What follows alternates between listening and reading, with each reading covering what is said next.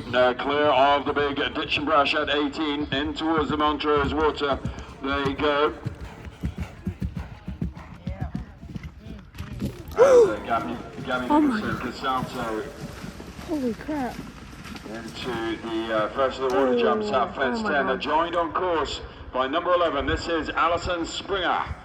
Alison rides Monbeg Zebedee.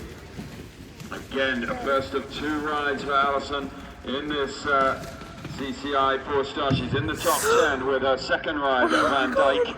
I'm gonna have a heart attack. She heads out with Monbeg Zebedee.